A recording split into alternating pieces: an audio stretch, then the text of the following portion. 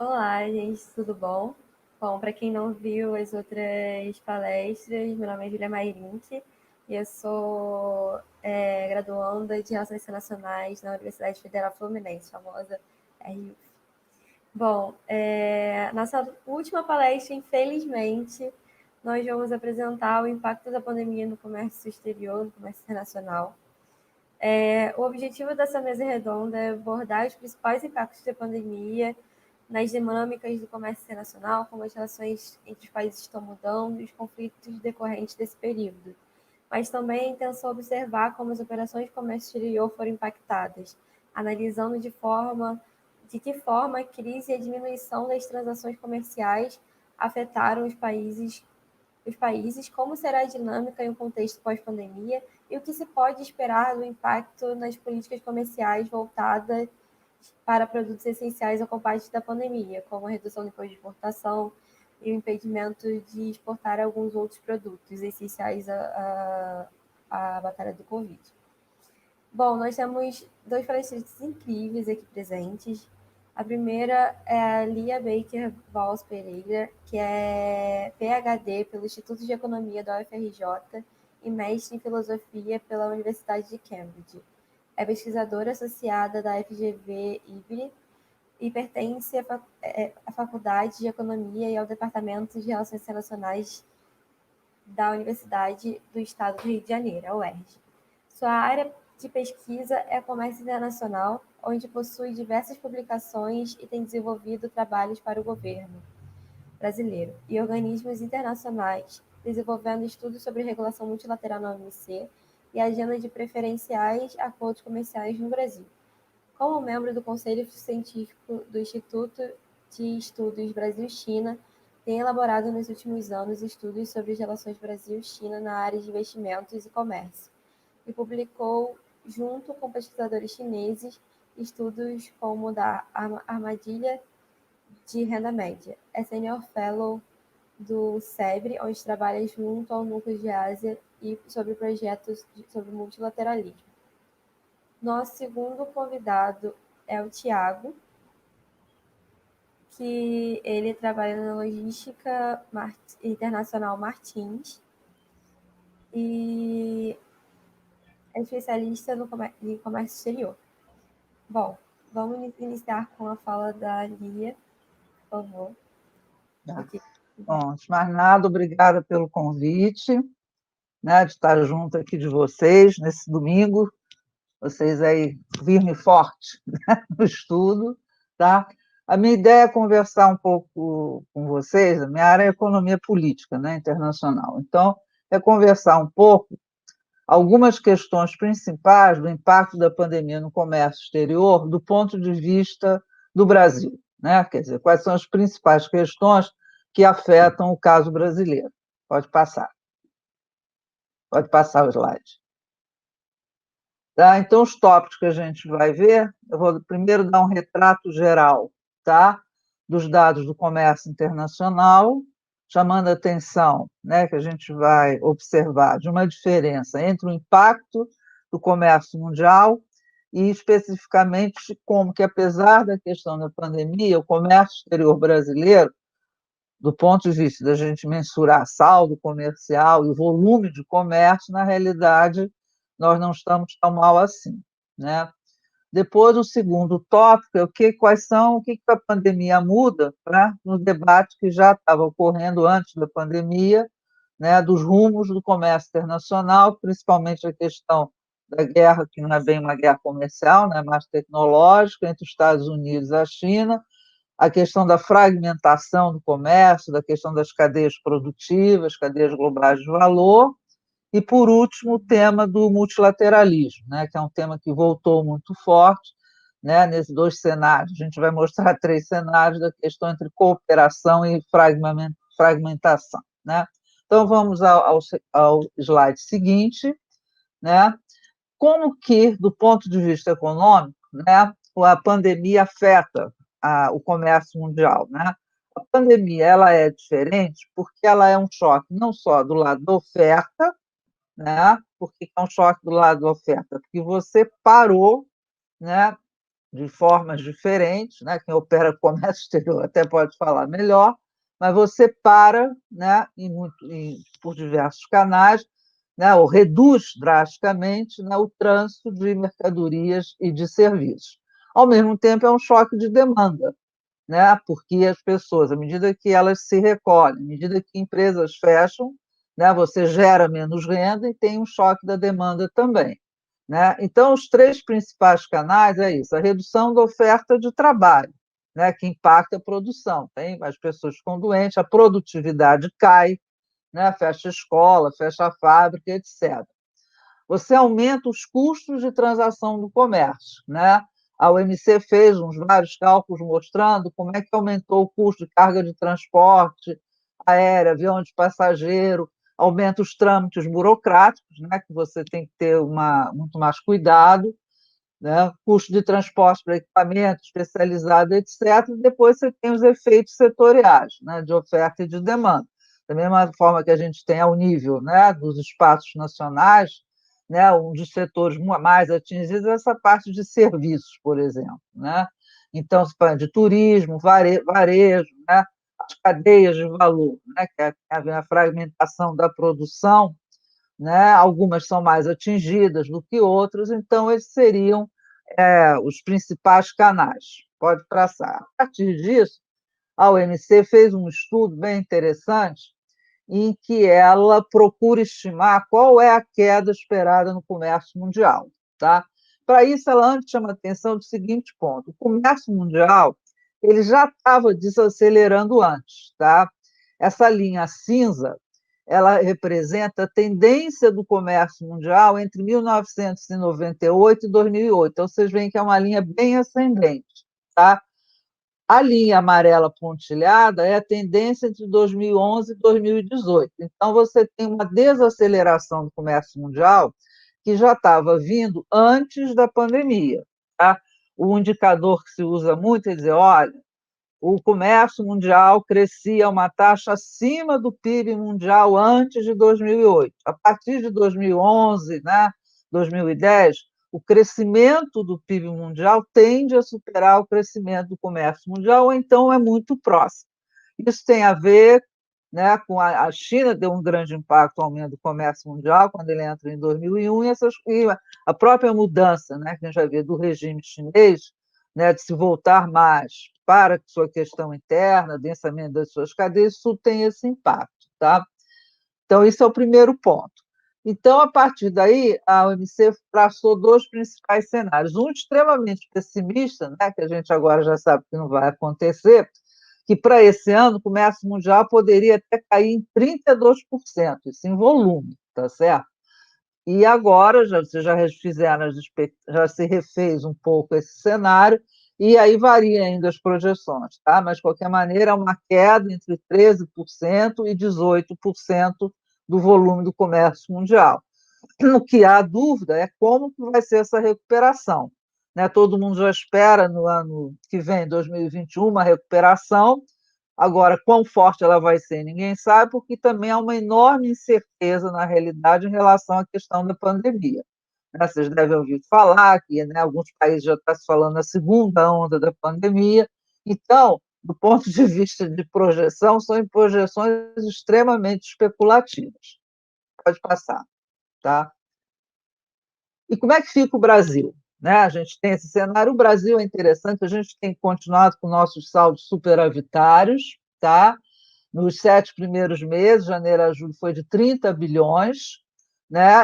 A gente está sendo superavitário, não é assim que se diz, um bom sentido, porque o que está levando ao superávit é muito mais uma enorme queda nas importações que aconteceram, tá? Nesse período, de janeiro a julho de 2020 contra 2019, caiu em 35%.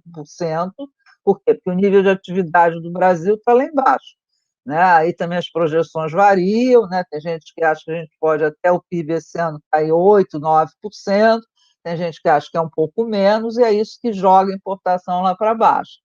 E as exportações em valor caíram, mas caíram menos, só caíram 2,9%.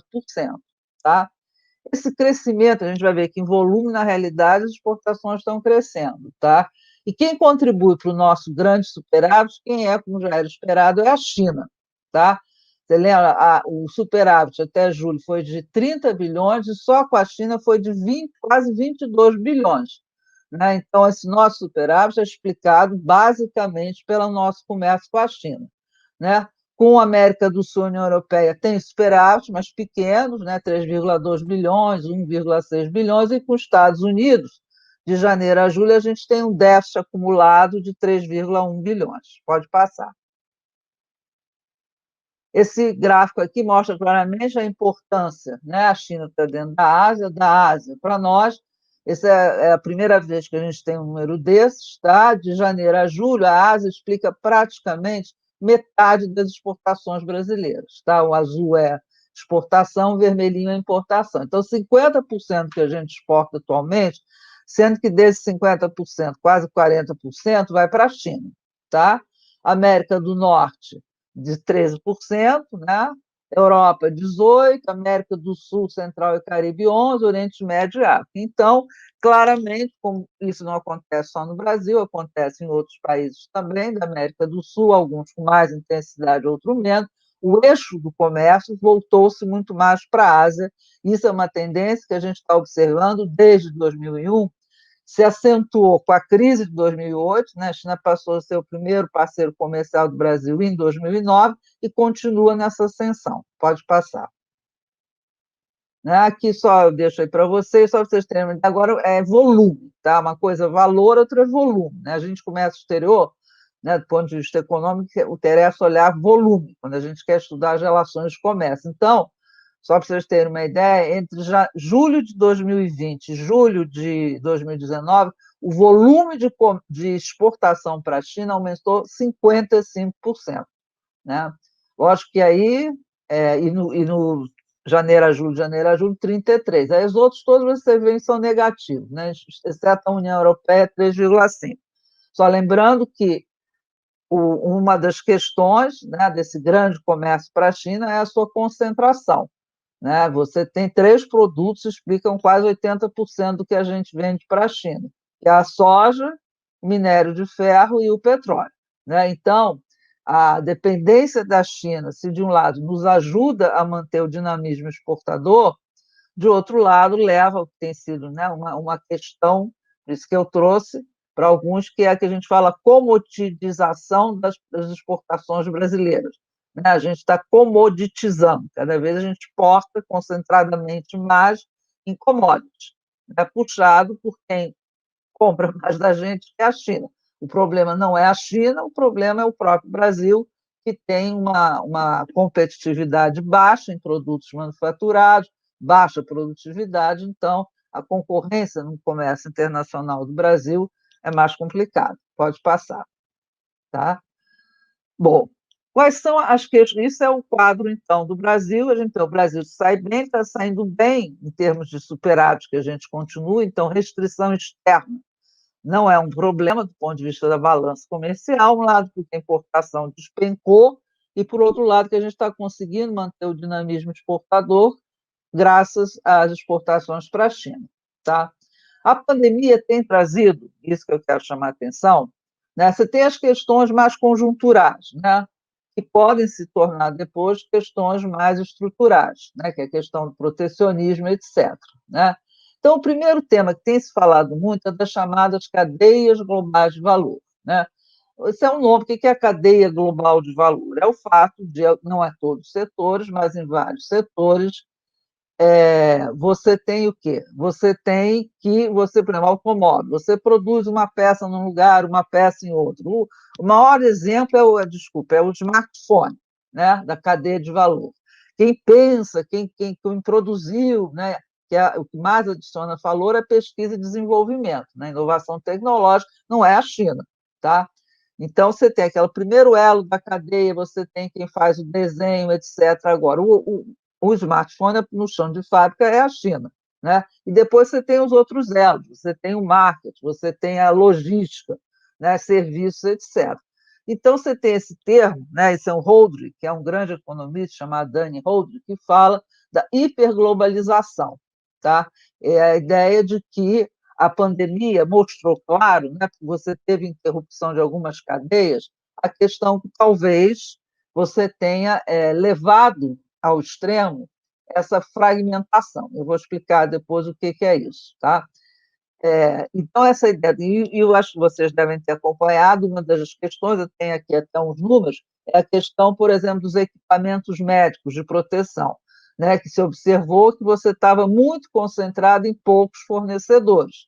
Né, você até acabava uma parte da cadeia no teu território, mas você dependia de insumos, de bens intermediários que vinham, em grande parte, inclusive, dependendo do que você estava falando, vinham da China. Tá? Então, isso tem levantado para alguns a ideia de, olha, espera aí, não dá para ser assim.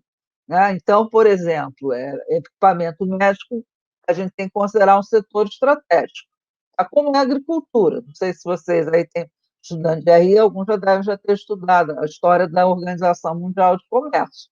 Né? Lembrem que a agricultura, no início, ela saiu da negociação, ela só entrou na rodada do Uruguai, era um setor considerado estratégico. Né? Você tinha os europeus com a lembrança da guerra, segurança alimentar. Então, há uma defesa agora, olha, não, vamos diminuir essa dependência, né? É, equipamentos médicos, uma série de coisas, é setor estratégico, então vão ser mais protegidos. Tá?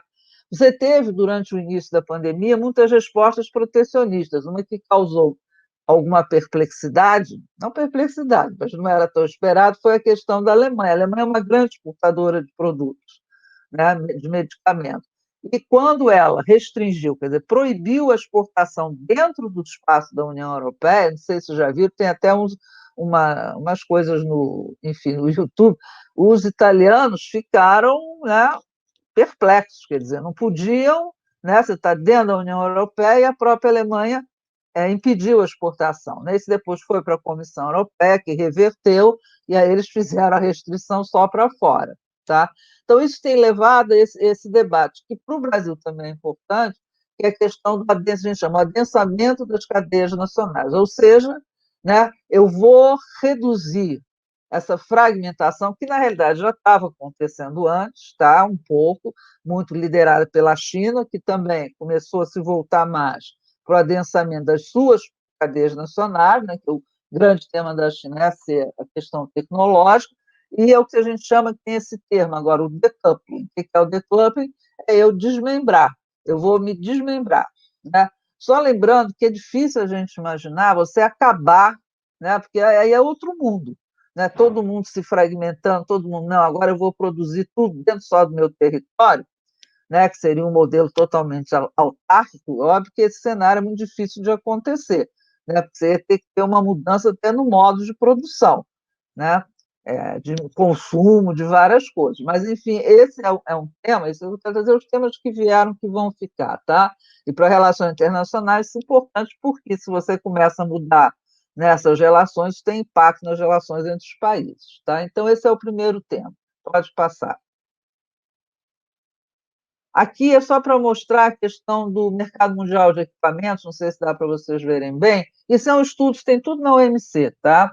A OMC fez um estudo grande para mostrar, ela pega os maiores exportadores, os maiores importadores. Então, os maiores exportadores de equipamentos médicos, né, e ela divide aqui, tá? Equipamentos médicos, aí são suprimentos médicos, remédios e material de proteção, né? Então, você vê que os grandes produtores é a Alemanha, né, a Suíça, a Holanda, em termos de participação no comércio mundial. Mas se você olha por cada tipo, né, aí tem uns que são mais importantes. Se vocês olharem, por exemplo, medicamentos, que aí entram os bens intermediários, composto químico, etc., como você vê que todo mundo exporta muito, isso aqui, às vezes, não é o medicamento pronto, tá? São insumos que entram dentro, né? Não sou químico, sei lá, uma coisa química que você exporta. A China, por exemplo, a Índia, é uma grande exportadora de genéricos.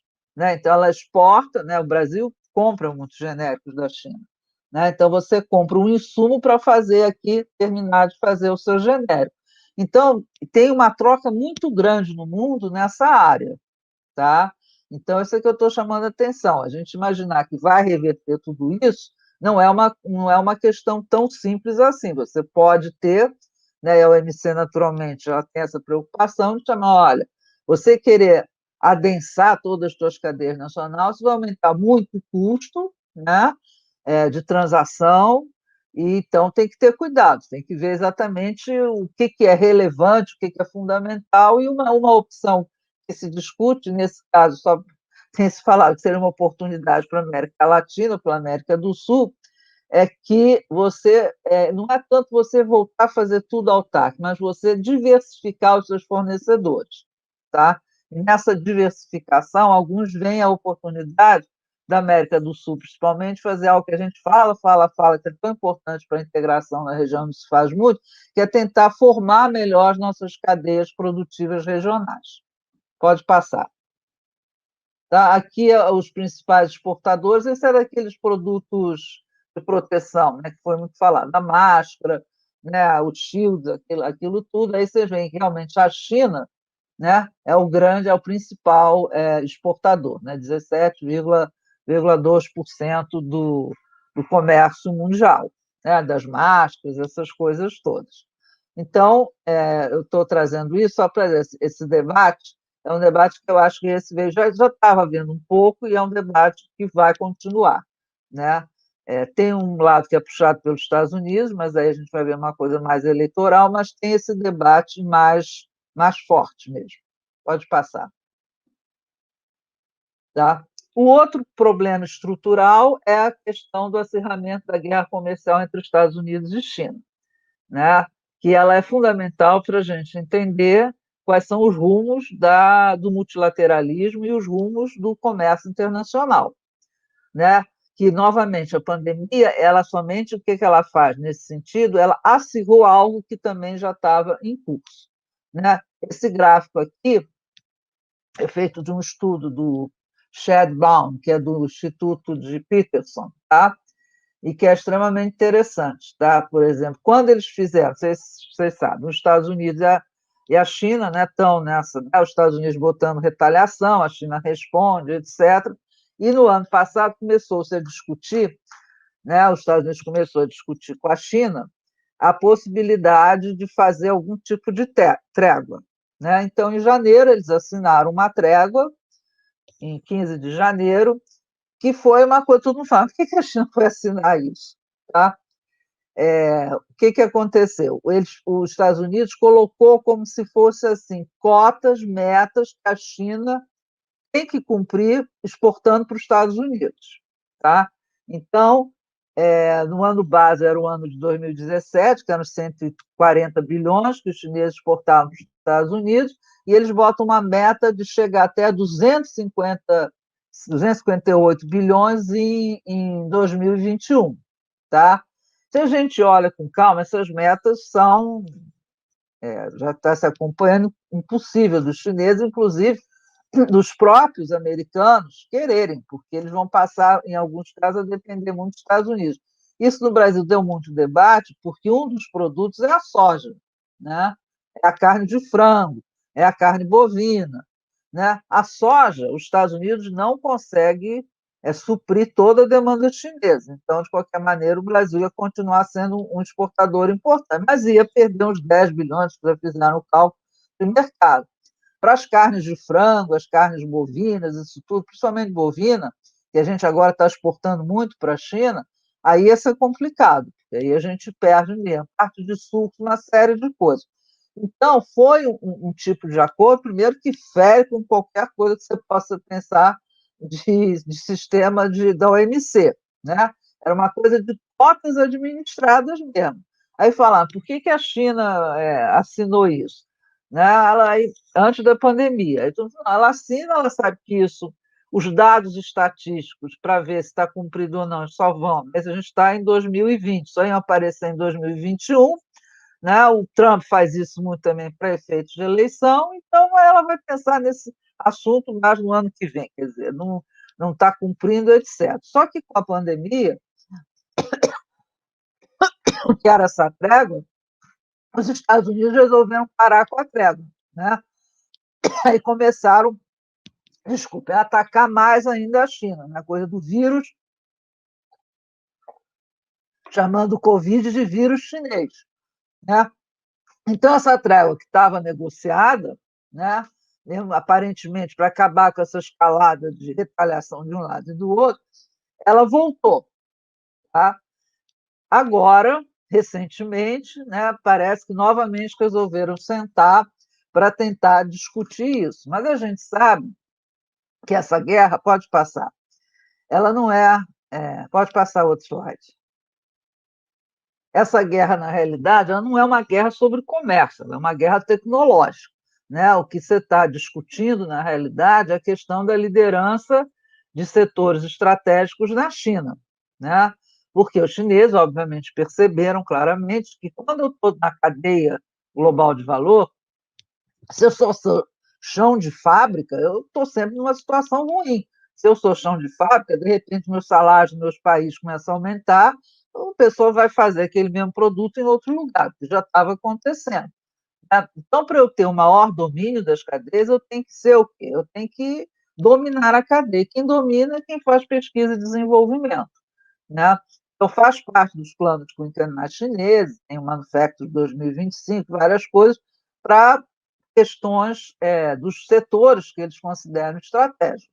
Lógico que é isso que configura a dificuldade dessa guerra, entre aspas, entre os Estados Unidos e a China, porque vocês são estudantes de RI, então, percebem naturalmente que a economia não está dissociada da política, que é uma guerra o quê? De distribuição de poder econômico dentro do mundo.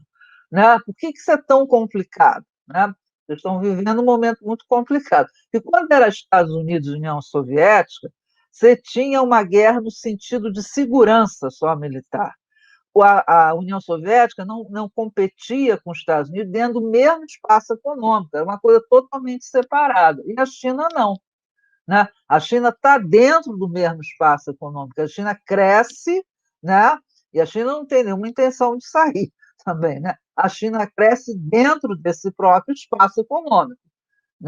Então, e tem um estilo de desenvolvimento diferente do que tem os Estados Unidos, do que tem várias economias. Não é que é melhor e nem pior, são estilos diferentes. A China tem a maior presença do Estado, a China dá mais subsídios, os Estados Unidos também dá, mas dá de outra forma. Então, como você vai conciliar isso, não é uma coisa simples. E a pandemia, o que fez? Ela acirrou isso, no sentido que os Estados Unidos passou a utilizar. Falou, a China não fez bem, a China teve lá o vírus, enfim, não avisou a tempo a Organização Mundial de Saúde, aqui não interessa saber se está certo ou errado, estou dizendo como é o uso da pandemia. E também aí para fins de políticas domésticas. A China, por sua vez, também usou muito a pandemia para dizer, olha, não, eu estou na cooperação, eu estou no sistema multilateral. A China fez uma série de ações diplomáticas de enviar ajuda, de enviar equipamentos, etc. Então, isso é o que a pandemia fez, ela acirrou algo que já existia e que aí todos aproveitaram de uma forma ou de outra. Pode passar. Tá? Outro tema estrutural, isso não sei se sabe o que é ligado a isso, é cooperação e fragmentação. Tá? Que isso é uma coisa que está muito, muito presente agora. O Danny Holdred, que é esse economista, ele tem um livro, que até faz estudo com meus alunos, chamado Paradoxo da Globalização, que ele fala o seguinte, se eu tenho um sistema, que é o trilema, que é a hiperglobalização, a questão da soberania dos Estados nacionais e a questão da democracia política. Eu só vou tentar explicar o seguinte, para vocês pensarem um pouco. Se eu tenho um sistema que é como se estava caminhando às vezes, como foi a rodada do Uruguai levou a isso, em que você converge muito, você discute muito, é a harmonização de regras, convergência de regras. Por quê? À medida que as tarifas no mundo foram caindo, as tarifas de importação, o que prevalece como barreiras ou não são o quê? É uma barreira fitossanitária, é uma barreira técnica, são limitações que você faz para que empresas estrangeiras ofereçam serviços dentro do seu território. Ou seja, você começa a discutir regulações domésticas, que são regulações dos Estados nacionais. Quando você começa a discutir isso, você discute valores também.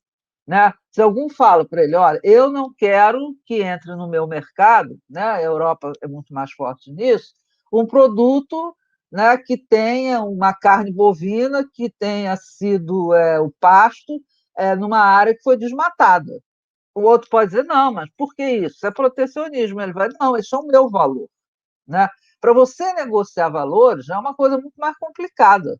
Né? Não é numa tarifa, não é algo que você entra numa área em que você tem que ter um tipo de negociação e algum tipo de consenso do que eu vou flexibilizar, do que eu não vou flexibilizar.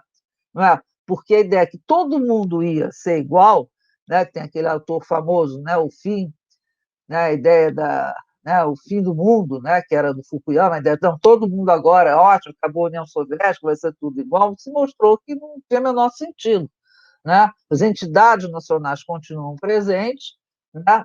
E com a ascensão da China isso ficou muito mais patente. Né? O estilo de desenvolvimento geral dos países da Ásia é diferente dos países ocidentais. Não é melhor nem pior, nenhum nem o outro. O problema é como você convive com isso. Né? Então, o Rodrigo chama a atenção é desse ponto. Eles, olha, se quiser hiperglobalização, os Estados nacionais têm que abrir mão disso. Aí a gente está vendo isso já desde a crise financeira, que os Estados nacionais não estão a fim de abrir mão. E com a ascensão da China, né, esse o abrir mão ficou muito mais complicado. Os Estados Unidos achava que a entrada da China da OMC, a China ia se tornar uma democracia ocidental. A China nunca vai ser uma democracia ocidental. A base dela não é uma base. A China tem, né, o Império do Meio, 300 mil anos.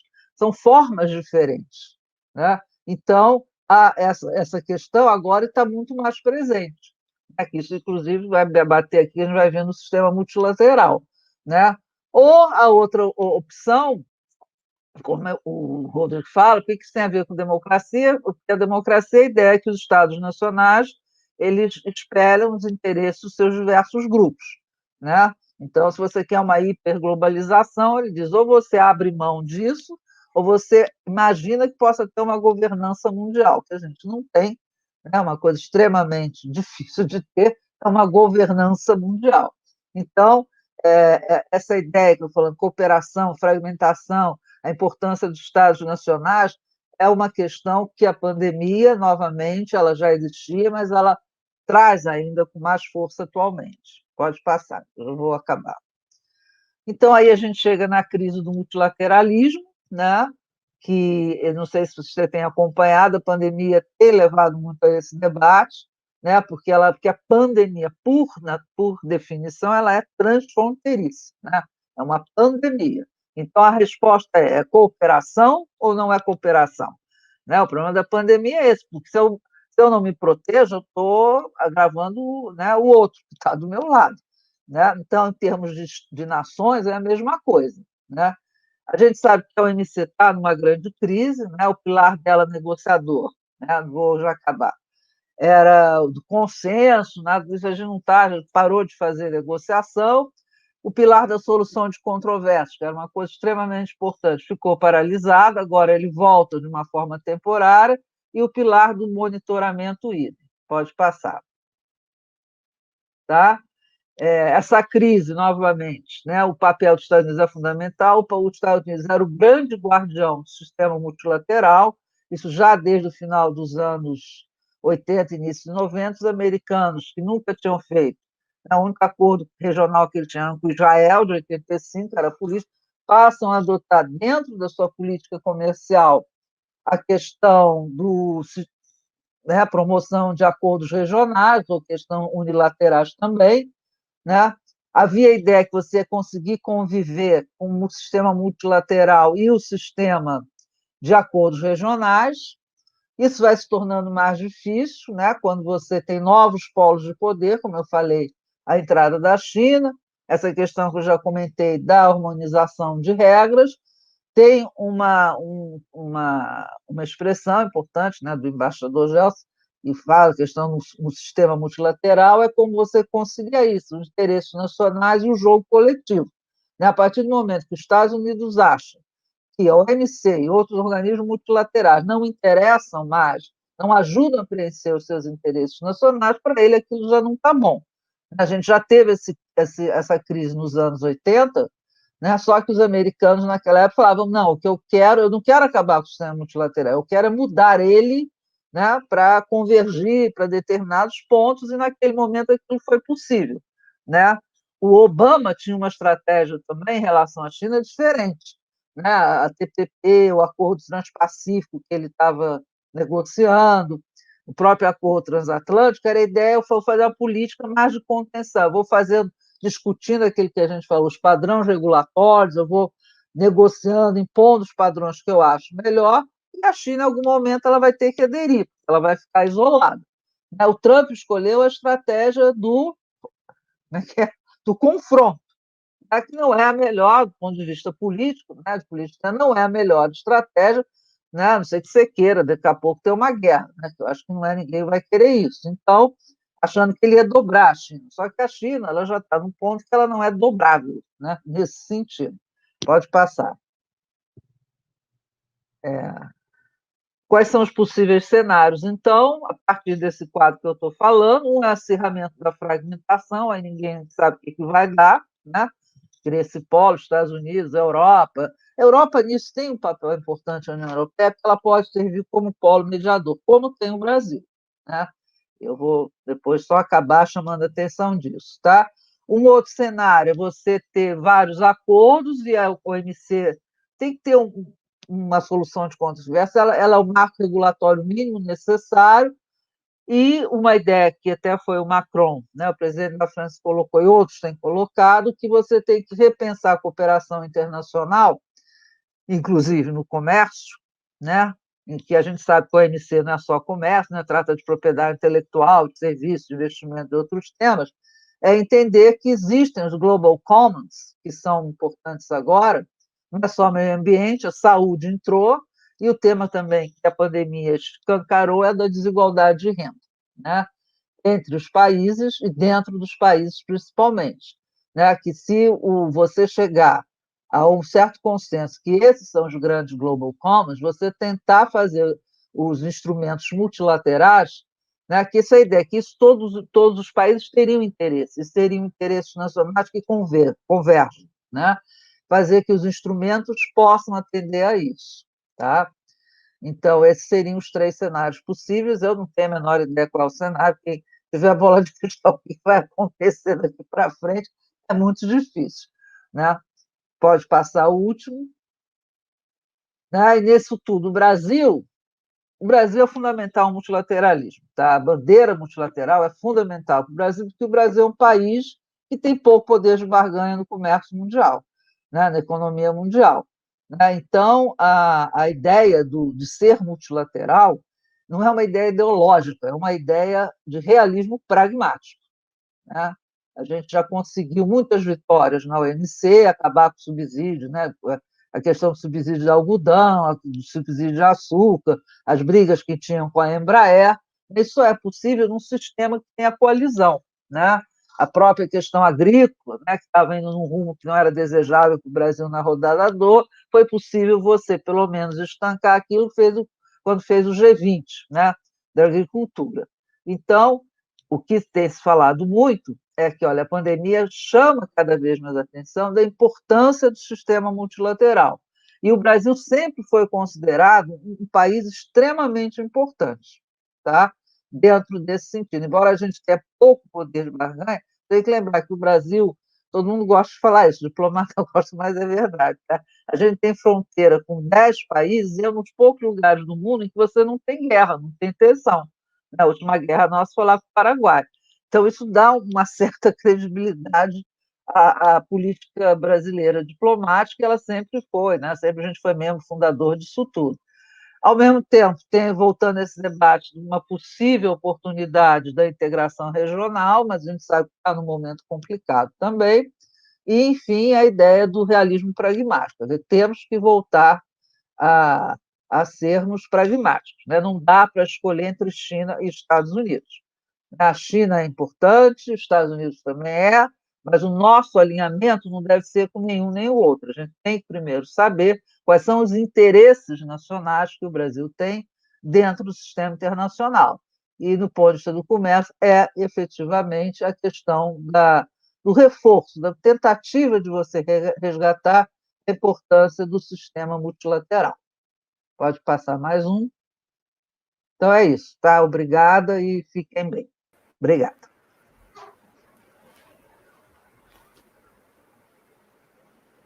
Bom, muito obrigada, Lia, pela sua apresentação incrível. Bom, agora nós chamamos o Thiago Martins, que há 15 anos atua no comércio exterior com prestação de serviços de importação, exportação, desembaraço aduaneiro, agenciamento de cargas e consultorias relacionadas para clientes em São Paulo e outras regiões por todo o Brasil. Desde o planejamento estratégico a soluções inovadoras, o foco é sempre construir um relacionamento com os clientes de longa duração e orientá-los a resultados de sucesso. É gerente executivo da Martins Logística Internacional, que possui 7 filiais e 200 funcionários. É bacharel em administração, com ênfase em comércio exterior pela Universidade Presbiteriana de Mackenzie, e tem MBA em gestão de estratégias em negócios e serviços pela FGV. Com diversos artigos e trabalhos desenvolvidos, ele recebeu o prêmio Viracopos Excelência Logística de 2011 a 2018. Bom, muito prazer, Thiago. Agora você. Muito prazer, Júlia. Muito obrigado pelo convite. É uma honra estar aqui, né, nesse grande evento, ao lado de grandes palestrantes. É uma grande responsabilidade, né? Também vim logo após a doutora Lia. Primeiro, eu queria parabenizar pela grande apresentação, muito técnica, muitos dados realmente importantes e que, né, só recheiam aqui nosso evento e serve aí de um debate muito bom e muito interessante para o Brasil, né, em como lidar com o comércio global, né, diante da pandemia, né, como vai ser o ambiente global pós-pandemia. Temos muito a debater sobre esse assunto.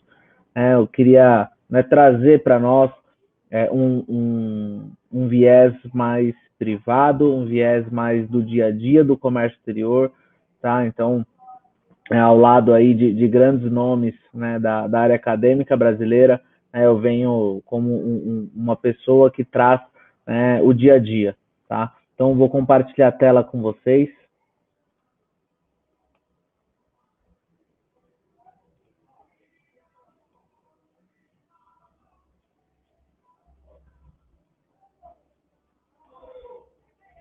Então, novamente, muito obrigado. Eu queria começar falando do histórico, né, do comércio exterior em si.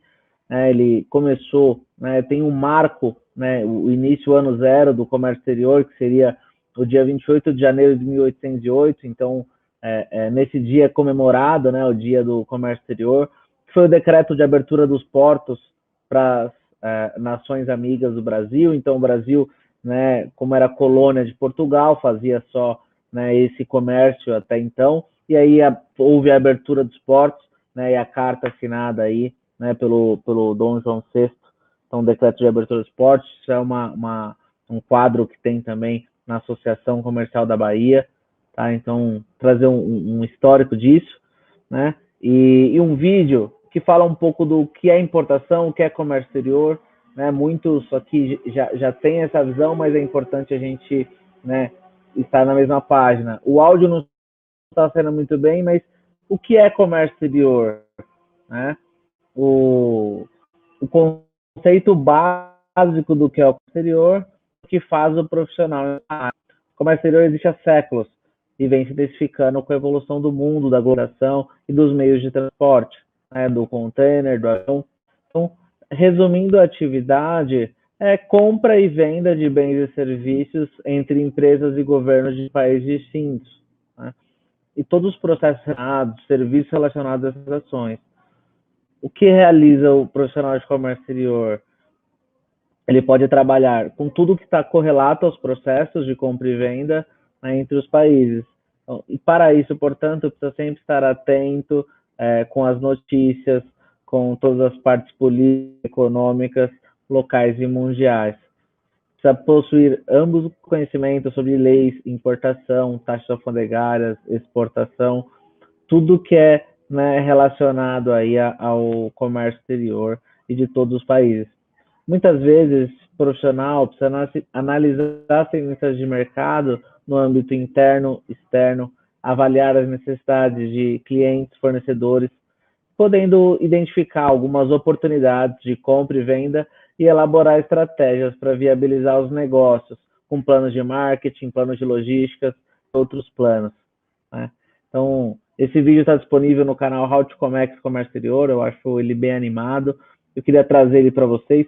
O áudio não estava funcionando bem, eu tentei narrar, né? Então foi mais de improviso, né? Mas ele fica disponível aí e também traz para todos nós um background, né, do comércio exterior em si. Deixa eu ir para a próxima slide.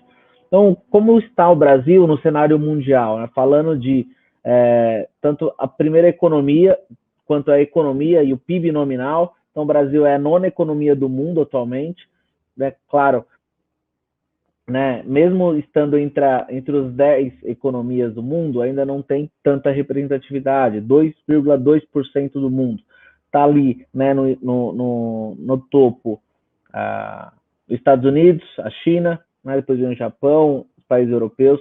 Então a gente vê hoje o Brasil como a 9ª maior economia do mundo, que é algo importante, né, em percentual não é tão representativo, mas aí quando vai comparar entre as listas de importação, né, o Brasil é só 0,86% de representação no mundo, né? Ele fica na posição 30ª, tá? Então não está entre as 10, não está entre as 20, ele está na posição 30ª.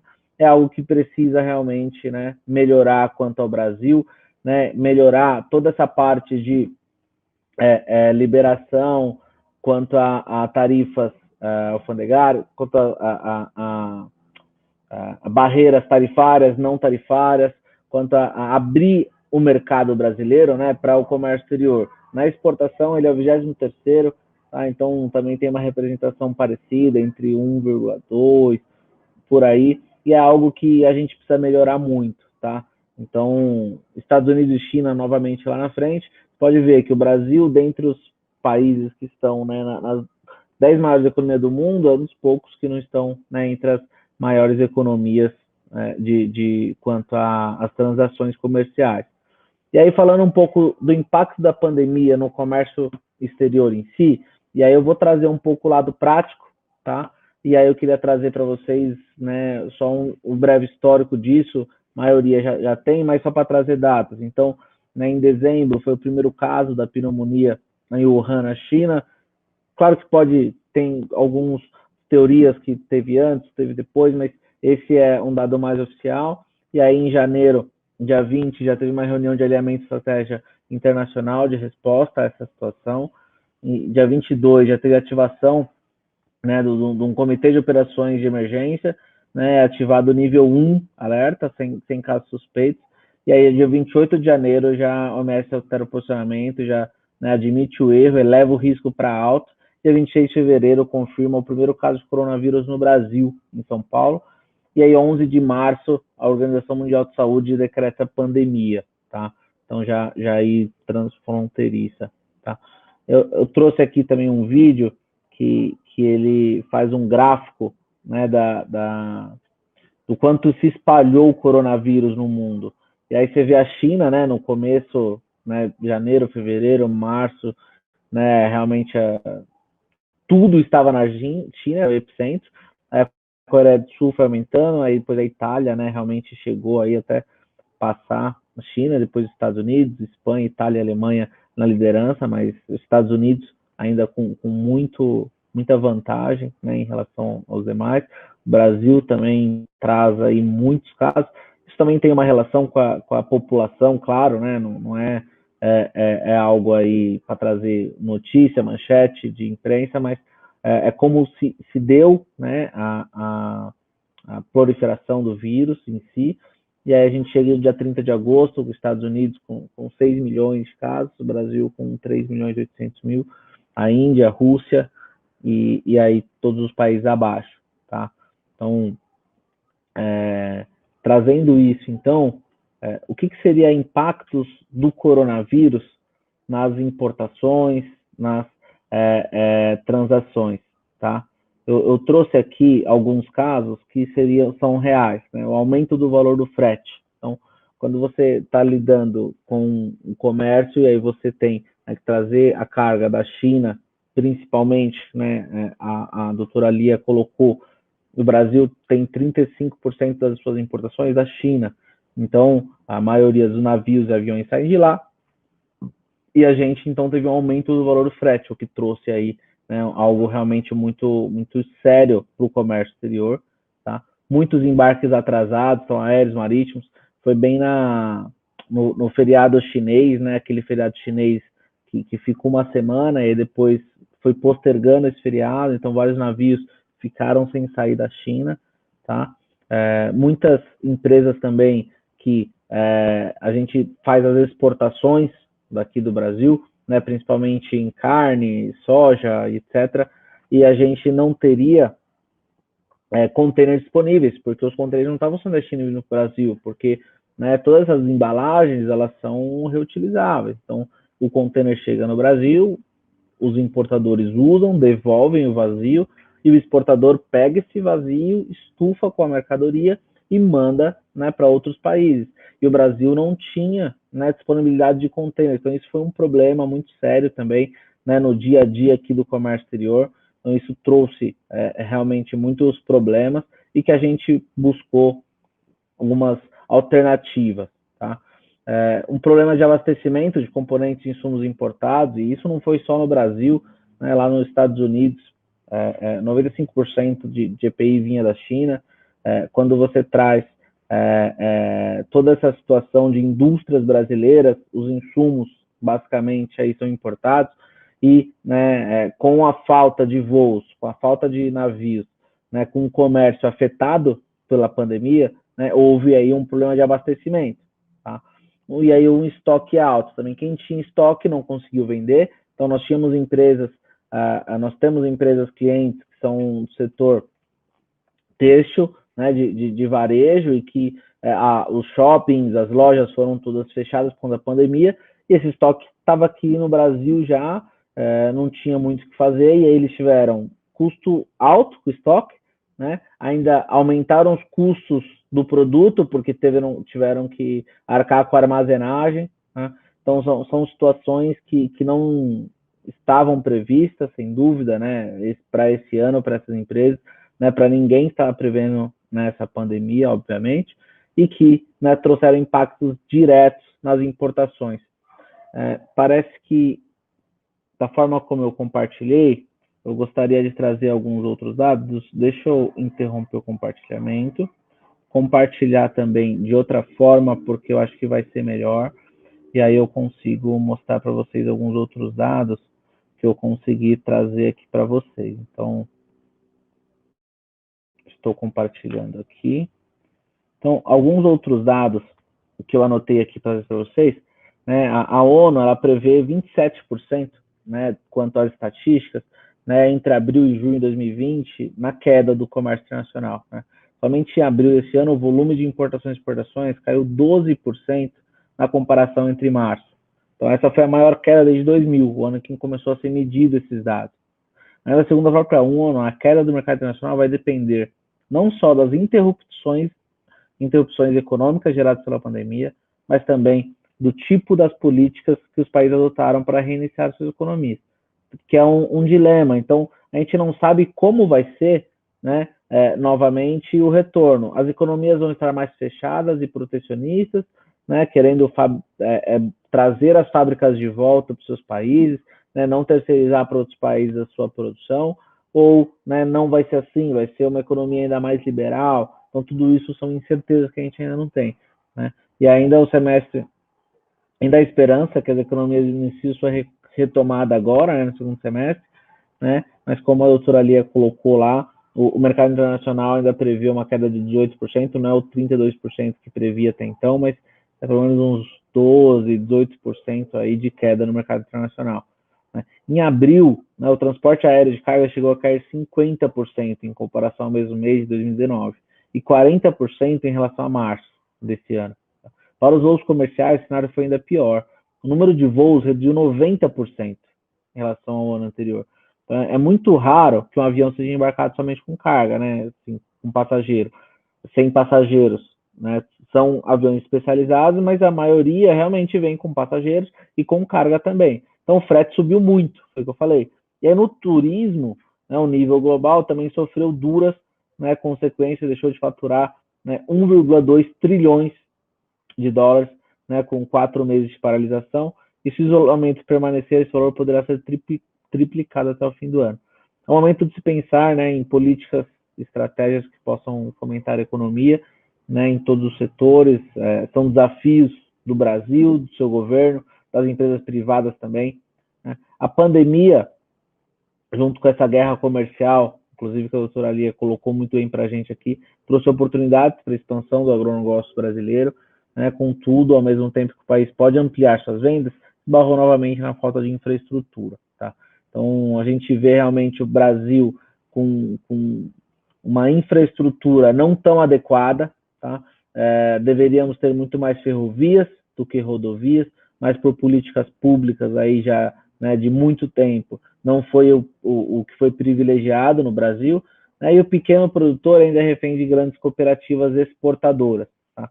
Ou seja, né, não há uma melhora relativa e pontual nas exportações, né, mas enquanto houver infraestrutura adequada, não houver uma melhora, não melhorará substancialmente os resultados, naturalmente. Então, somente no futuro nos dará, né, resultados mais conclusivos. Não dá para a gente, né, saber como vai ser daqui para frente, né? Eu fico até com dó dos professores de história, professores de RI, né, daqui a 20 anos, explicar o que aconteceu em 2020, porque realmente é uma coisa aí, totalmente inesperada e que todo mundo, né, sofreu muito com isso, tá? Então, outros dados, no auge da pandemia, a China, em fevereiro e março, 75% das empresas americanas relataram problemas de fornecimento. 62 delas relataram atraso e, mais assustador ainda, 44% não tinham plano B, não tinham alternativa. Nos Estados Unidos, como eu falei, 95% das máscaras cirúrgicas são provenientes da China. No Brasil, 43% dos insumos da indústria química são importados. Em relação ao fármaco, o percentual chega a 80%. Né? E no auge da crise, os grandes produtores restringiram exportações por motivos de biossegurança. Então, eles priorizam o seu país, o Brasil mesmo fez isso, e, né, não trouxe, ele proibiu a exportação de alguns produtos por segurança nacional para poder abastecer a população. Então, alguns impactos, né, reais aqui quanto ao coronavírus nas importações, né, nas exportações, e também, né, a gente também vê outra coisa que acontece quando existe um evento desse, é a moeda, né, é o câmbio no Brasil, e que ele é flutuante e que ele tem uma variação muito grande, né? Então, por que é tão difícil prever a cotação da moeda americana? O Lívio Ribeiro, um pesquisador da FGV, porque a gente não está falando de uma variável, né, mas de duas, que é a moeda brasileira e a moeda americana. Então, não é só você ver, por que a moeda brasileira está desvalorizando ou não? A moeda americana pode valorizar também, ou desvalorizar. Então, são duas variáveis, né, que aí você tem outras milhões de variáveis por trás delas, para poder você ter uma opinião, para você ter uma situação em que você consegue, tá, ter uma definição. Então, impossível prever o dólar. O dólar vai subir ou vai cair? Olha, existe tendência para isso ou tendência para aquilo, né? E aí tem coisas eleitorais também, né? Políticas de governo. Então, tudo isso, né, varia muito com a taxa do dólar.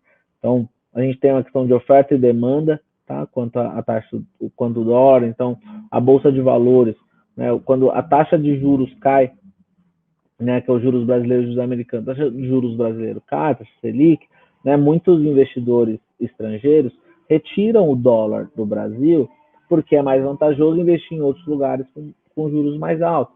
E aí isso diminui a oferta de dólar no Brasil. Então, mas também tem a demanda de dólar que a gente precisa avaliar. Essas crises financeiras, né, que sempre existem, trazem muita instabilidade ao dólar, né, além da economia dos Estados Unidos e do mundo, né, que isso varia, e aí tem, né, o quanto o Fed investe nos Estados Unidos, o quanto, né, a gente tem a União Europeia com crises ou não, o quanto a China e a guerra comercial China e Estados Unidos influencia. Então, o superávit ou déficit comercial da balança. Então, são todos fatores aí muito relevantes e importantes, tá? Para a gente trazer essa discussão, né, para prever a moeda e a cotação americana.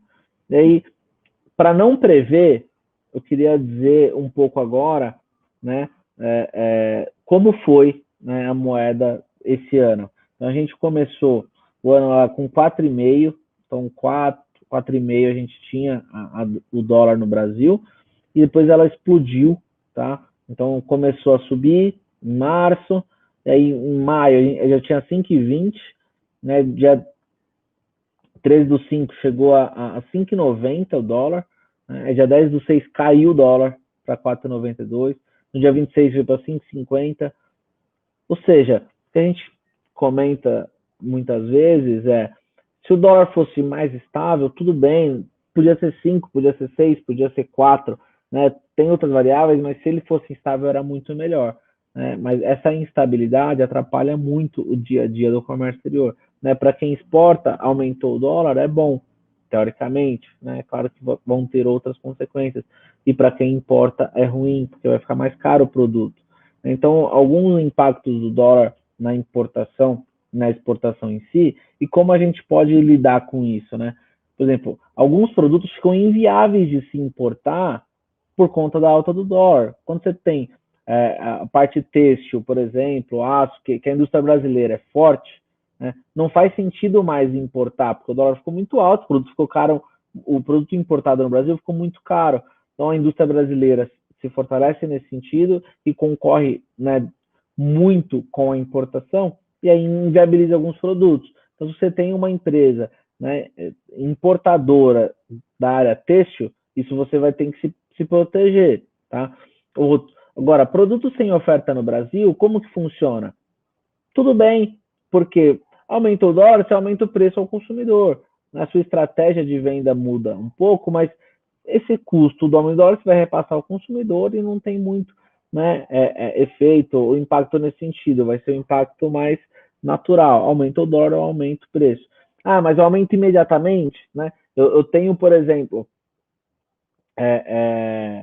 eu comprei a minha mercadoria toda há 2 meses atrás, há 3 meses atrás, porque demora-se o navio, né, cerca de 40 dias vem o navio da China, até liberar na alfândega, até produzir e tudo mais. Eu usei a taxa do dólar de 4,5, agora a taxa do dólar está 6. Eu repasso todo esse custo, não repasso?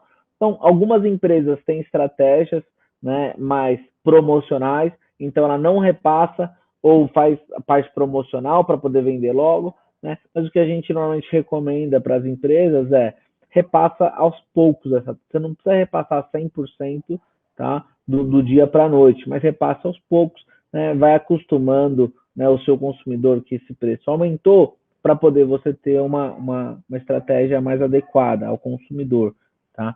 Mas outro tipo de produto é com alta margem de lucro. Então, produtos com alta margem de lucro, como é o caso de eletrônicos, né, ou de marcas famosas, né, também da área têxtil, de grifes, né, você às vezes vai diminuir um pouco sua margem de lucro e o preço ao consumidor também vai subir, isso, né, não tem dúvida. Então, é sempre importante pensar na estratégia que você vai adotar quanto a esses impactos, tá? Porque esses impactos eles vão trazer para o seu dia a dia, esses impactos vão trazer para o seu comércio muitas situações, tá? E eu queria trazer aqui também para vocês, alunos, né, de RI e organizadores, uma visão dos problemas que o dia a dia a gente passa no comércio exterior, porque isso vai trazer para vocês também situações em que vocês, né, vão trabalhar junto a órgãos governamentais, junto a acordos, para poder melhorar o dia a dia, né, das empresas de comércio exterior, né, melhorar o dia a dia, tá, do comércio, porque a Martins é uma empresa logística que cuida door to door, praticamente, é uma das 10 maiores empresas da América Latina, em que faz toda a prestação de serviço para os importadores e exportadores no Brasil. E nós estamos lidando diariamente com eles, com seus problemas. Então, quis trazer aqui um pouco, né, do impacto disso. Para quê? Para a gente poder trazer para o debate, trazer situações em que, então, como a gente pode melhorar isso? Como a gente pode melhorar, né, aquilo? Então, na moeda, a moeda tem que ser, né, dessa maneira, ou a gente tem que pensar em outra forma de câmbio, tem que ter mais ou menos intervenção da economia, do governo na economia, mais intervenção no Banco Central ou não. Então, são situações que a gente precisa discutir para poder, né, melhorar o comércio em si no Brasil. A nossa representatividade é muito pequena, né, perante o mundo em relação ao comércio. Mesmo a gente sendo a 9ª maior economia do mundo, a gente é só o 30º em importações. Tá? Então, é muito importante a gente trazer situações, trazer dados, trazer o dia a dia, tá, das empresas importadoras e exportadoras, para vocês poderem ver como funciona isso. Quando vocês forem negociar acordos diplomáticos, quando vocês forem, através de empresas privadas, negociar, tá? Tudo isso precisa ser levado em conta, né? Quanto ao impacto do dólar, é muito importante buscar hedges cambiais, tá? Isso vai aumentar um pouco o custo do seu produto? Sim, mas num câmbio tão volátil no Brasil, nós precisamos pensar em seguros, que seria esse hedge cambial. Então, você tem um seguro que, se o câmbio subir ou descer, você já se segurou o seu câmbio quanto a uma instituição credenciada para tal. Tá? Então, é importante, né, você fazer todo esse planejamento pensando em importar e exportar no Brasil. Né?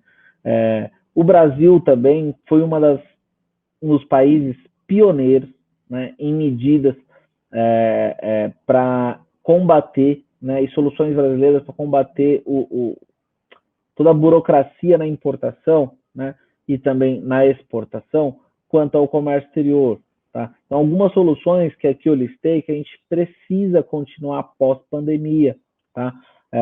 O registro antecipado de DI, então todo produto que tem impacto no coronavírus, que é para o combate ao coronavírus, você pode registrar uma importação antecipadamente, antes do navio chegar, antes do avião chegar. Então, isso não é permitido no Brasil para qualquer empresa. E para a pandemia, sim, foi permitido. Tá? Então, só empresas OEA, o que é OEA? Né? São operadores econômicos autorizados pela Receita Federal, que são empresas credenciadas, como se fosse uma ISO do comércio exterior, e que fazem acordos bilaterais entre, por exemplo, Brasil e China, o Brasil e Estados Unidos, o Brasil e Mercosul, quanto ao OEA. Então, uma empresa homologada OEA na China, ela pode ser considerada uma empresa de confiança no Brasil, e assim sucessivamente. Tá? Então, são selos de segurança que a Receita Federal faz quanto às empresas importadoras, e essas sim hoje podem registrar antecipadamente uma DI no modal marítimo, mas agora foi autorizado para todas as empresas que tiverem importação de produtos para o combate ao coronavírus, combate à Covid-19, fazer registro antecipado de DI. Né? E já é algo que nós acreditamos que deve continuar pós-pandemia, né? Que o Brasil tenha soluções desse tipo para todos os tipos de empresas, para todos os tipos de produtos, tá? Claro que respeitando uma conferência, claro que respeitando um plano de riscos, né, aduaneiros quanto a essas empresas, mas são coisas que vão trazer muito ganho para o comércio exterior brasileiro. Né? A retirada antecipada da mercadoria, então, é algo que foi instituído pela Receita Federal para cargas que são para o combate ao coronavírus. Vamos supor que eu registrei a DI antecipadamente e dei um canal de conferência para a Receita Federal. O que é canal de conferência? Quando você faz uma importação, uma exportação, ela pode ser liberada pela Receita Federal de forma automática, que seria um canal verde de liberação, ou ela pode ser parametrizada e selecionada pela Receita Federal para uma conferência física ou uma conferência documental. E quando você tem produtos do combate ao coronavírus, combate ao Covid-19, você pode retirar essa mercadoria mesmo dando canal vermelho, amarelo, não tem problema. Por quê? Todas as discussões administrativas e tributárias vão ser feitas depois. Primeiro, vamos combater o coronavírus. Tem máscara cirúrgica, a Receita Federal está com dúvidas em relação ao preço da mercadoria, porque tem empresas que subfaturam para pagar menos imposto, e tem empresas que superfaturam por questões de preço de transferência. A Receita Federal está com dúvidas quanto a isso. Mas não importa nesse momento, né, isso. Isso vai ser discutido, não vai ser esquecido. A empresa, se cometeu alguma infração, alguma ilegalidade, ela vai ser punida. Mas, nesse momento, vamos combater o coronavírus. Tá? Outra coisa que foi feita é a conferência remota. Então, o fiscal, naturalmente, ia presencialmente conferir a carga e ver se o que você declarou no documento era o que tem presencialmente na carga. Então, você trouxe 1.000 máscaras cirúrgicas e 1.000 testes rápidos do coronavírus. Deixa eu ver se você realmente declarou 1.000, você pagou imposto sobre 1.000, se fisicamente tem 1.000, se é o mesmo modelo, se tem uma licença sobre isso ou não.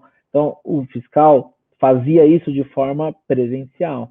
Atualmente, como está sendo feito? De forma remota. O fiscal fica ou na sua casa em home office ou num escritório, né, totalmente reservado da Receita Federal, e o armazém alfandegado vai com uma câmera, né, aquela GoPro na cabeça, e vai sendo direcionado, né, via áudio pelo fiscal, pela conferência. Então o fiscal olha, não, abre essa caixa, aí o operador abre a caixa e o despachante aduaneiro acompanha, né, naturalmente a pessoa da operação do armazém para poder ser o representante do importador naquela conferência.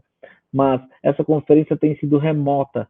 Então são coisas que a gente viu, né, se intensificarem agora no coronavírus e devem continuar. São soluções brasileiras que são muito importantes. A digitalização de processos. Então, hoje, no Brasil, você não tem mais processo da Receita Federal, de importação, em que você pega o papel e leva para o fiscal. Não. Tudo isso é feito via eletrônica, pelo portal único. Tem dossiês eletrônicos para isso. Então, o que você, né, tem de ganho com isso, né, é excelente. Tá? Você vai ter ganho de segurança da informação, sempre vai estar, né, no sistema, sempre vai estar formalizado, e como também rapidez. Você não precisa pedir para alguém imprimir esses documentos, levar para o fiscal, tem calhamaço de processos gigantes, né, que hoje não é preciso mais. Tá? O atendimento em tempo integral, inclusive final de semana. Então, né, a Receita Federal disponibilizou agora para processos de combate ao coronavírus, tempo integral, inclusive final de semana, essa liberação. É algo que antes era feito somente para empresas, tá, de OEA, como eu falei, do operador econômico aduaneiro autorizado, operador econômico autorizado. Então, são coisas que a gente precisa que continue pós-pandemia. A Receita Federal lançou um chat da Receita Federal, no site dela, qualquer contribuinte sobre os assuntos especificados lá pode chamar um agente da Receita Federal para tirar dúvidas. Era algo que inimaginável, sempre foi muito difícil falar com a Receita Federal, né? Não que querendo trazer um peso sobre eles, mas também são poucos fiscais perante a demanda que temos no Brasil, mas hoje a gente tem um chat e funciona no site da Receita Federal. Vocês podem testar, eu já testei e funciona super bem. Tá? Soluções, novamente, que precisam continuar. E está sendo lançado uma coisa aqui que até é uma surpresa para muita gente, que é o despacho domiciliar. Como assim o despacho aduaneiro domiciliar? Seria quando o fiscal da Receita precisa verificar fisicamente a mercadoria, ele vai nesse armazém alfandegado, tão seguro e totalmente credenciado pela Receita, para poder ver a carga. O despacho domiciliar seria o seguinte: empresas OEA que têm segurança da informação, né, segurança de procedimentos aduaneiros, né, poderiam, em locais já previamente credenciados pela Receita Federal, levar a carga para o seu armazém, para o seu depósito, e fazer esse conferência do canal vermelho eles mesmos. Eles iriam abrir a carga e mostrar para as câmeras a quantidade, o modelo, tudo isso eles fariam despacho domiciliar. Então, são coisas que a gente tem, né, como foram muito intensificadas por conta do coronavírus, que precisam continuar. Então, soluções brasileiras muito importantes. O Banco Mundial colocou o Brasil como referência nessas soluções. Tá? E alguns outros órgãos anuentes também, eu queria falar aqui, seria a Anvisa, tá? A Agência Nacional da Vigilância Sanitária. Então, todas essas mercadorias combate ao coronavírus são licenciadas por ela, né? Ela precisa fazer uma autorização prévia, se pode ou se não pode trazer, se está de acordo com a lei ou não. E algumas ali estão sendo definidas automaticamente, de acordo com, claro, alguns pré-requisitos, de acordo também com a responsabilidade do importador. Né? Não é porque agora tem uma LI automática que qualquer um pode trazer e não vai ser punido se trouxer de forma ilegal. Não. Vai ser revisto isso e existe uma responsabilidade muito grande pela empresa importadora que usa esse artifício. Então, são coisas que a gente conseguiu fazer funcionar muito bem perante o comércio exterior. O Cefaz, que é a Secretaria da Fazenda dos Estados, quanto ao recolhimento do ICMS e algumas dúvidas quanto ao recolhimento, que antes era feito presencialmente. Novamente, tudo agora é por meio eletrônico, por meio digital. São e-mails que foram fornecidos para nós e através do sistema Portal Único do Comércio Exterior também, que foram disponibilizados. Tá? O mapa também já está em avaliação, empresas OEA serem incluídas em um canal verde. Tá? O mapa é o Ministério da Agricultura, Pecuária e Abastecimento. E aqui no Brasil, toda a madeira, que é tipo de embalagem, o pallet normalmente mais utilizado de madeira, quando tem muitas cargas ou maquinários num container, tem madeira para peação, que seria para deixar o container, a carga bem acondicionada no container, não ter movimentação, não ter danos à mercadoria, eles precisam ser, até de acordo com a IN32, de acordo com a regulamentação mundial, eles vão ter carimbo de que foram fumigados. Tá? E o que eles querem fazer é, empresas OEA vão ter responsabilidade disso, serão incluídas em um canal verde, e também alterar, está em avaliação, alterar a IN32 brasileira, que hoje no Brasil, se você traz um pallet ou algum toco de madeira que não tem carimbo, fazem vocês, quem não está no dia a dia do comércio exterior, tem que devolver para a origem. Então, isso foi uma lei. Não, quero triturar no Brasil, eu quero destruir no Brasil. Não, não pode. Não, eu quero fazer algum tratamento químico no Brasil. Não, não pode. Tá? A legislação brasileira, ela colocou como condição para importação, se você tiver alguma madeira que não foi liberada pelo fiscal do Ministério da Agricultura, tem que devolver para a origem, pagar o frete. Você precisa disponibilizar tudo isso de custos e tempo, tá? Quanto a essa liberação. Aí aqui eu vou indo para o final. Tem um vídeo também que esse eu não vou conseguir narrar, mas eu queria trazer para vocês alguma coisa quanto a...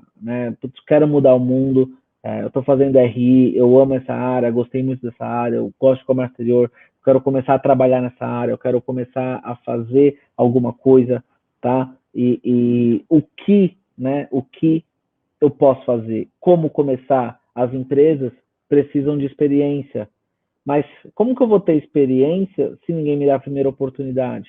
Então, se ninguém fica uma variável cíclica que não se resolve. Então, eu não tenho experiência porque ninguém dá oportunidade, ninguém me dá oportunidade porque eu não tenho experiência. Então, como fazer isso? Eu estou com uma vontade muito grande de mudar o mundo, mudar o Brasil, mudar como o Brasil negocia, mudar as formas de comércio exterior, melhorar a infraestrutura. Mas e aí? Como eu faço para começar? Simplesmente assim, comece. Hoje a gente tem na internet muito conteúdo gratuito disponível, como esse evento, esse encontro riquíssimo com palestrantes excelentes, pessoas referências, cada uma em sua área, e que estamos aqui trazendo um pouco do conhecimento da nossa prática para vocês melhorarem seus estudos, mas também para ir trabalhar, para ir para o dia a dia e fazer algo. Porque se a gente, de repente, fica só absorvendo conteúdo, eu sou uma esponja, mas depois o que eu faço com isso? Então, todos aqueles que conseguiram resultado na sua vida, na sua carreira, é porque aplicaram o conteúdo que fizeram. Aplicaram o conteúdo, tá? Então, eu quero mudar o mundo, eu quero começar. Comece. Uma oportunidade que eu sempre falo busque, às vezes, trabalhar de graça para alguém. Ou seja, o que é trabalhar de graça? Isso é um absurdo, isso é uma exploração. Não, você vai disponibilizar o seu tempo para aquela pessoa, para ela te ensinar sobre algo de relações internacionais, comércio exterior, e você ser útil para ela em algo. Então você vai começar a fazer cotações no exterior para mercadorias que eles querem importar, ou buscar clientes no exterior para empresas exportadoras. Não, mas eu faço isso de graça? Olha, honestamente, um curso prático disso, né? Eu não conheço hoje no mercado um curso tão prático disso, tá? Eu busquei no curso que eu dou de importação fazer o mais prático possível, tá? Tem alguns cursos desses, mas eu não conheço algo mais prático do que trabalhar de fato no dia a dia, conhecer problemas, conhecer situações. Então, isso vai trazer para vocês uma coisa riquíssima. Então, não é trabalhar de graça, é você ganhar uma experiência, ganhar uma vivência, ganhar um conhecimento que você jamais teria num curso. E isso sim vai disponibilizar seu tempo. Então, muitas pessoas começam assim. Eu conheço vários amigos que começaram trabalhando de graça para um amigo, para o primo, para o tio, para o amigo, para o vizinho. Isso trouxe para eles experiência, bagagem, ou eles cresceram nas empresas que começaram, ou eles foram para outras empresas melhores e maiores e começaram a carreira. Então, busque disponibilizar seu tempo. Comece a produzir conteúdo na internet. Comece a produzir conteúdo no LinkedIn, produzir conteúdo no Instagram, produzir conteúdo no Facebook. Então, no YouTube, são muitas ferramentas que você vai ter para começar algo. Então, quer mudar o mundo? Comece. Então, esse vídeo vai falar que você quer mudar o mundo? Comece arrumando sua cama. Comece arrumando sua cama. É de um militar americano, tá? Muito renomado. E que você quer mudar o mundo, começa arrumando sua cama. Ele é super condecorado porque é a primeira tarefa do seu dia. Se você começou aquela primeira tarefa e funcionou, faça outras, e a outra, e a outra. Isso vai, né, levando você a melhorar e mudar o mundo, mudar o seu dia, mudar o ciclo em que você vive, mudar a escola, mudar a faculdade, mudar o trabalho, tá? Então, eu não vou conseguir passar o vídeo aqui porque ele precisa ser visto com atenção, com áudio, tá? Mas busquem realmente na internet, tá? No YouTube tá lá, né? Quero mudar o mundo, né? Do militar americano. Vocês vão achar esse vídeo na internet. É um vídeo excelente, que realmente é motivacional mesmo. Mas eu queria trazer algo para vocês aqui prático. Não, mas é muito difícil começar. Começa. O feito é muito melhor que o perfeito. Primeiro faça. O ótimo é inimigo do bom. Comece.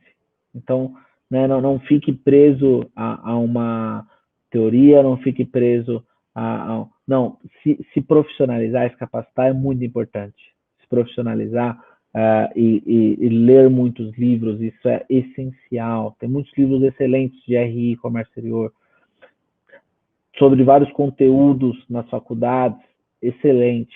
Mas se você não fizer, se você não ir para a prática, não adianta, de nada vale, tá?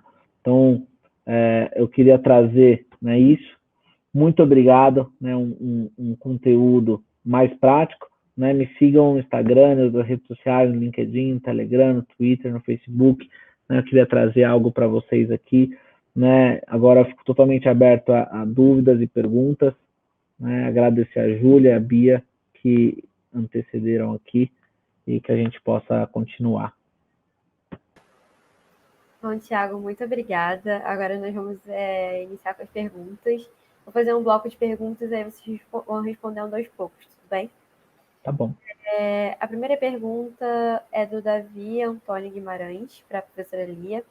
Como promover tal integração produtiva na América do Sul com um processo grave de reprimarização? Quem seria o agente promotor, financiador da iniciativa? Os estados neoliberais? Tem uma segunda pergunta para a Lia, Rafaela M. e Amanda Maia. Professora, quais livros a senhora recomenda para entendermos o comércio internacional e exportação de commodities? E agora duas para o Tiago, Caroline Neves e Vitória Gomes. Queria uma dica para estudantes que querem se aprofundar nessa área de comércio internacional. Quais os primeiros passos que precisamos dar?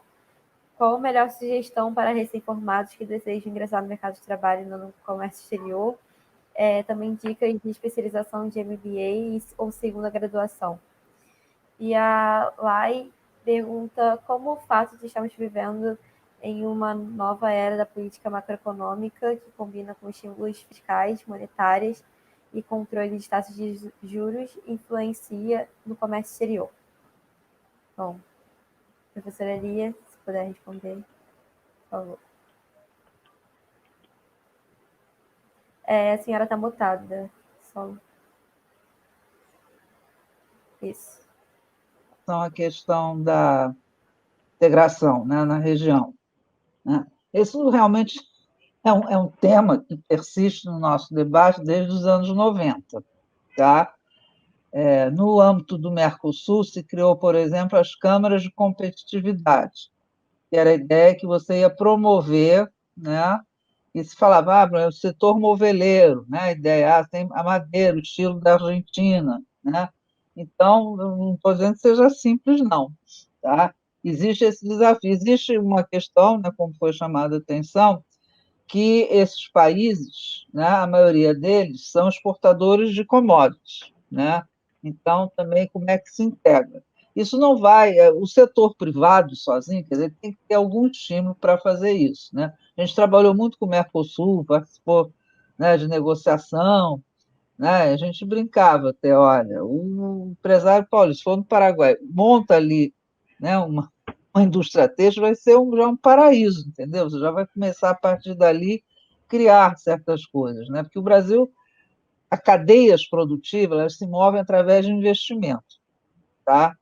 O investimento é que leva à questão das cadeias. E quem seria o grande investidor seria o Brasil, né? As dificuldades que a gente tem na integração da região é porque esses países, quando integram, eles não querem exportar commodities para o Brasil, nem mesmo porque muitas coisas a gente já é competitivo. Eles veem a possibilidade no Brasil de poder criar esses elos, que a gente chama de comércio intra-indústria. Tá? É impossível? Não é. Até você tem a cadeia alimentícia, né, que você poderia criar mais cadeia produtiva, a própria cadeia petroquímica tem alguma coisa, a cadeia siderúrgica, né, a cadeia de têxtil, mas para isso você precisa ter uma economia, quer dizer, um pensamento de uma economia mais aberta, né? Não dá para a gente querer fazer tudo, né? Me lembro que teve várias vezes rusgas com o Uruguai, porque o Uruguai tem uma coisa de tecido maravilhoso, de lã, aí começava a entrar muito, um reclamava aqui, né? Então precisa primeiro ter esse cenário, e o governo pode estimular, né? Criando melhor o estímulo ao setor privado, através de mais conversa, mais cadeias, né, de criar oportunidade de conhecimento mesmo, né, que a gente sabe que muitas vezes o empresário brasileiro conhece menos a América do Sul, conhece muito mais a Europa, conhece muito mais os Estados Unidos, né, e não identifica assim, tantas oportunidades por aqui. Não é um trabalho simples. A IPEA, só para dar um exemplo, fez um enorme trabalho sobre as cadeias regionais, tá? Mapeamento das cadeias possíveis na região. Então, já tem um pouco de material levantado, tá? Não é um passo simples. A única cadeia que a gente tem, uma cadeia, né, que é com o setor automotivo, é uma coisa que as empresas multinacionais que criaram, né, totalmente à parte, está no Mercosul, mas foi motivação foram eles, né? Então é possível, que é possível mas tem que querer, né? E nisso o Brasil tem um papel muito importante, tá? A gente é o grande da região, temos que admitir isso, tá? E muitas vezes a nossa política é um pouco arrogante em relação aos nossos parceiros, né? Nem sempre é tão amigável assim. Em relação à questão das commodities, né? Em termos do comércio nacional, quer dizer, talvez o Tiago saiba melhor. A minha área para a questão das commodities é mais o impacto das commodities, tá, dentro das economias. Você tem vários analistas relacionam a diversificar, uma pauta mais diversificada de exportação com o crescimento econômico, né? No caso brasileiro, o que se discute, né, a indústria, uma época falava desindustrialização, não sei o quê, a gente não vai negar, a gente é muito rico, tá? A gente tem uma riqueza de commodities que nisso a gente é parecido, isso só com os Estados Unidos, né? Que tem minério, tem petróleo, tem agricultura, né? Você vê os outros países aqui, a maioria para o Chile é o cobre, né? Então, se o preço do cobre cai lá para baixo, isso é complicado, né? Eles têm até lá um fundo que ajuda eles, mas a gente tem essa diversificação, então é aproveitar melhor essa diversificação, né? A gente não vai deixar jamais de ser exportador de commodities, tá? O que se fala é você procurar adicionar mais valor nessa exportação, né? Que é possível, né? Você vai, exporta, né? Mas aí depende, o dever, como, né, alguns gostam de falar de casa, é nosso. Quem vai melhorar a produtividade, né? Aumentar a produtividade para que, em vez de comprar, sei lá, conseguir novamente vender mais produtos siderúrgicos para a China do que somente o minério, a gente antes vendia o siderúrgico, não vendia o minério, né? Isso vai depender da nossa competitividade. A gente tem a China, que é um desafio. Então, a gente tem que descobrir quais são os nossos nichos de mercado. E, para isso, novamente, eu insisto, pesquisa e desenvolvimento é fundamental, isso está ligado com o quê? Com a educação, né? Somente com melhoria da escolaridade, melhor educação, para que a gente possa também ter, né, não ser somente a Embraer o exemplo que a gente faz sucesso, né? A gente tem que ter mais casos de sucesso, além da questão da Embraer no tema de maior valor adicionado.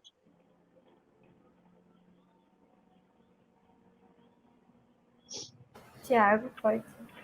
Bom, vamos lá. Um pouco falando, né, sobre como ingressar no mercado e dicas de pós-MBA. Então, vamos falar primeiro sobre o mercado. O mercado de comércio exterior, eu vejo que tem muita oportunidade, porque uma das dificuldades do Brasil crescer nessa área, né, de comércio internacional é uma mão de obra ainda não tão qualificada. Então, a gente vê muito no mercado empresas, tá, importadoras, exportadoras, precisando muito da assessoria, né, de coisas simples, nossa, né, dos despachantes aduaneiros, das empresas de logística internacional, da Gente Carga, né, coisas muitas vezes que, né, seriam importantes elas terem como base, e isso trariam planejamentos melhores, isso trariam, né, uma qualidade melhor em relação à importação e exportação, eles evitariam custos desnecessários, conseguiriam benefícios fiscais melhores, né, que o governo disponibiliza. Então, falta essa mão de obra qualificada.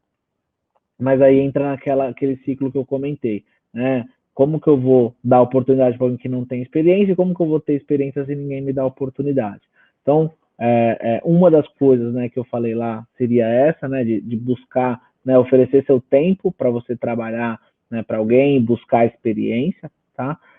E você começar algo, né, mesmo que seja com alguém, procurar um estágio remunerado, ou se disponibilizar, busca uma lista de empresas, que você, né, tem uma admiração e procura, de alguma forma, se aproximar daquelas pessoas pelo LinkedIn ou pelo Instagram, se tiver um Instagram profissional, e buscar como que você pode ter uma oportunidade lá, mesmo que seja uma oportunidade voluntária, mesmo que seja uma oportunidade, né, para ganhar, né, pouco no início, porque, né, nesse primeiro momento é um momento em que você precisa ganhar experiência. Então é muito importante, né, você buscar esse network, né? E como você consegue network? Indo em eventos. Então, né, antes a gente tinha feiras, tinha congressos, como esse congresso aqui, né, que hoje está sendo online, você pode buscar o network, você pode me chamar lá no Instagram, chamar pessoas que já estão aqui, né, para poder ver se tem oportunidades também. Então, sempre isso, né, vai ser o que vai, né, fazer toda a diferença. O networking que você consegue construir para você começar em alguma área, né, e você se disponibilizar, mesmo que né, o dinheiro, né, ele normalmente, quem busca o dinheiro, normalmente não alcança dessa maneira, né? Busque o trabalho, busque se profissionalizar, busque se capacitar, ganhar experiência. O dinheiro vai ser consequência lá na frente, né? Não tem como você plantar abacaxi e colher uva, né? Se você plantar trabalho, né, você vai ter seu reconhecimento. E algumas dicas de pós-MBA, né, eu costumo dizer assim, quando você se forma, né, e a formação hoje, a graduação, ela é muito importante, né, o segundo passo, eu não iria para uma pós-MBA, Ou se você for querer seguir a carreira acadêmica, né, aí sim, você vai para um mestrado, doutorado e etc. Né? Não que isso seja só para a carreira acadêmica, mas é extremamente necessário. Mas quando você está falando de mercado de trabalho, eu iria me especializar em cursos de curta duração. Um curso de 1 mês, curso de 2 meses, curso de 3 meses. Por exemplo, a Aduaneiras é uma instituição que tem muitos cursos bons, tá, no Brasil todo. Abracomex, Canal Aduaneiro. Então, são instituições que têm cursos de curta duração, que vai trazer para você network. Muitas vezes você vai nesse lugar, pela amizade que você criou ali, você arruma um emprego, arruma uma oportunidade, tá? Então, eu iria, primeira coisa, após a graduação, curso de curta duração. Se especializa em algo que você quer trabalhar. E aí, depois, sim, quando você tem já uma vivência profissional, aí você busca uma pós, de repente um MBA, e aí o MBA eu já iria quando você já tiver normalmente uma vivência com liderança. Então, ó, eu já lidero equipes, porque eu fiz MBA, né, na FGV e eu recomendo muito, tá? Porque o network que você gera, os professores, né, são excelentes referências do mercado e troca uma vivência, uma experiência e agrega conhecimento gigante. Também pela troca entre os alunos, porque são pessoas que também são líderes em cada área. Então, eu fiz uma MBA em serviços e tinha serviço de turismo, serviço de advocacia e outros vários serviços em que, no meu caso, era o serviço de comércio exterior, a gente conseguiu se complementar ali e trazer muito conhecimento. Então, muitas vezes a pessoa, me formei e quero fazer MBA. Não é o recomendável, né? Porque MBA é mais para você trocar essa vivência, experiência com os professores e com os colegas. Após é importante, mas a primeira coisa eu iria para cursos de curta duração. E você pode repetir a segunda pergunta, por favor?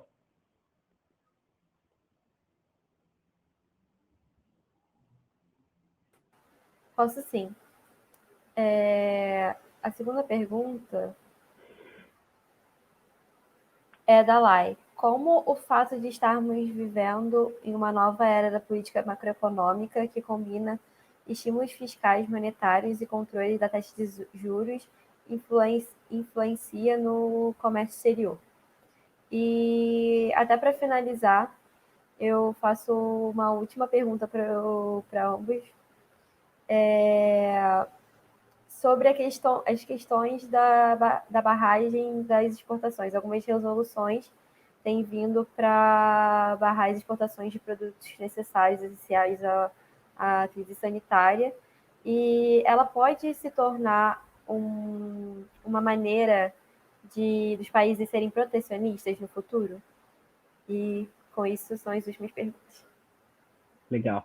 Então, vamos falar, né, sobre essa nova, né, forma do Brasil lidar, né, com a taxa de juros e o quanto isso influencia, né, para focar nisso, né, para ser mais sucinto. Quanto influencia o comércio exterior. Né, eu sou muito a favor de uma taxa de juros baixa, tá? E isso é uma opinião pessoal, mas quando a gente vai para os impactos, tá? Muitos dos projetos, e quase que a maioria deles, eles são muito analisados pelo quê? Eu vou investir nesse projeto, né, de importação ou de exportação, tá? Ou eu deixo o meu dinheiro aplicado numa renda fixa que seja o Selic, que é o mais, teoricamente, o mais seguro no Brasil. Então, quando eu tinha Selic a 14%, né, quando eu tinha Selic a 13%, a concorrência disso, né, era o meu lucro. Então, eu importar ou exportar, vou ter um lucro maior que esses 14%, né? Então, para ser bem sucinto, ou vale mais a pena correr todo o risco de uma importação, de uma exportação, abrir uma empresa, criar uma produção, ou criar um plano de revenda e tudo mais, colocar o meu dinheiro e correr esse risco, ou é melhor deixar meu dinheiro aplicado e ele vai rendendo? Então, acho que quando a taxa de juros do Brasil hoje está muito baixa, tá? Isso fomenta muito o mercado privado. Isso fomenta muito a Bolsa de Valores. Também tem muitas empresas, né, na Bolsa de Valores que promovem muito a importação e exportação. Por quê? Porque isso, né, vai fazer com que as empresas investam muito mais na produção. E a produção gera emprego, gera renda, gera consumo, e é um ciclo né, que eu acho que isso impacta muito o comércio exterior, tá? Então, com a taxa de juros muito baixa, vai valer muito mais a pena você ir investir num projeto de comércio exterior do que você deixar seu dinheiro aplicado em Selic, né? Uma visão bem micro disso, mas é isso. E falando um pouco da sua pergunta sobre as exportações, né, e protecionistas, existem duas, né, teorias nesse sentido, né, e é uma dúvida, é um debate muito grande para isso, né, se os países vão, né, continuar protecionistas, vão trazer cada vez mais indústrias para o seu país e subsidiar isso, né, então a gente já vê alguns países como o Japão, Estados Unidos, tentando tirar um pouco das indústrias da China e trazer para os seus países, né, para poder ser um pouco mais independente, autossuficiente nessas produções, porque todo mundo é muito, né, dependente da China nessas produções. Então, existe essa vertente, mas o que eu vejo é que, passando a crise, né, os governos vão trazer alguns incentivos, mas não serão suficientes, né? Eu acho que cada país tem hoje, né, as suas especialidades, tá? E a China hoje tem uma mão de obra muito barata, tem os seus produtos, insumos muito baratos.